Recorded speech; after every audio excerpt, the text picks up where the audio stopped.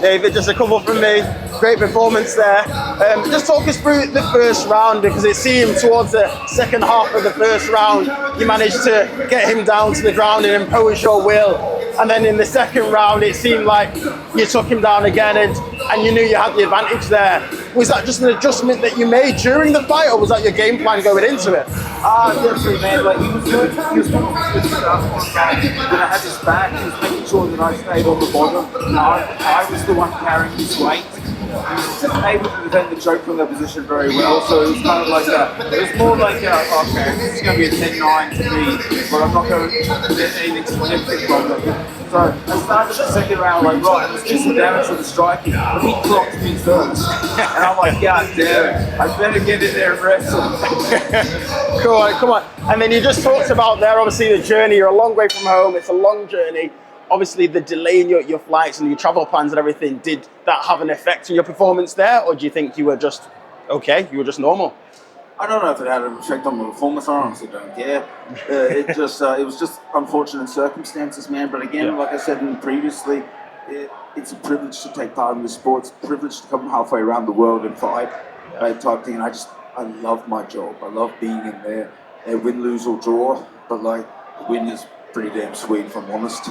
Yeah, come on. And talk to us about the chain, obviously, around your neck, and it says you've got the cross there in Eternal. Talk through that and the meaning towards it. Yeah, so this medal is like one of my most prized possessions. It was given to me by Cam O'Neill, the owner of Eternal, or MMA, and that's basically my my foundation. And fighting for them, I think I've fought for them 18 or 19 times. Yeah. They've held 3 belts. Yeah, 3 belts across 2 weight classes there. I've done a lot of time with them, and they've looked after me. They've treated me like royalty, man. And they continue to back me regardless. So, I wear this with pride, brother. Shout out to them. And then what's on the cards for celebrating this victory here in Belfast? Brother, I'm on the plane 6 a.m. in the morning. There is not a whole lot of room for celebrations, but you know what? I am in Ireland, or Northern Ireland, so I dare say a spot of Guinness might be on the cards. Come on. Be rude not to. Great performance, David. Appreciate it. Appreciate you, my friend. Thank you for having me. No worries. Anytime. Nice one. That was more than expected. Come in at the last second and do everything, and that's what I'm going to do. I'm privileged to do so. Okay. So speaking of like mindset, your mentality, like what do you do to kind of prepare yourself, to kind of get your mind and mental health in check, before a big fight like this? Oh, to be honest, man, I just pretend it's not happening. It's the easiest way, just avoid all responsibilities and just don't.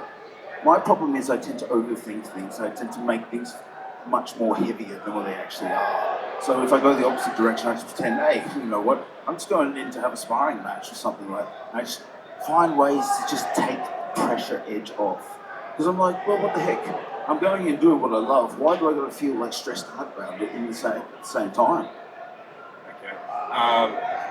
So talking about how does this fight compare to the very first time you stepped in the ring? Like, I know you probably got to think back a bit there, but are you still feeling kind of the same excitement from that very first time to now? It is much different, man. Like, oh man, we've got some craziness going on. But sorry guys. It's much different now because it's kind of like, beforehand it was all pure excitement and adrenaline, and that there wasn't any room to think. But I've done this so many times, but now I find myself thinking weird thoughts in the freaking cage. It was, I'll see someone in the crowd and be like, oh, I wonder what they're eating, type thing. I'm in a fight. Why am I thinking these things, type thing? But that's just come with experience, getting used to it, type thing. So now my mind is wandering in the middle of it all.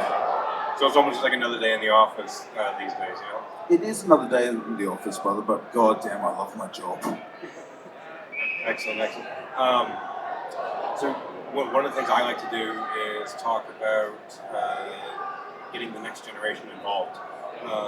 What do you think parents who may be a little bit apprehensive about having their kid join a combat sport, what would you say to them to kind of give them a little bit of encouragement or reassurance that their kid's safe and it is actually a good environment?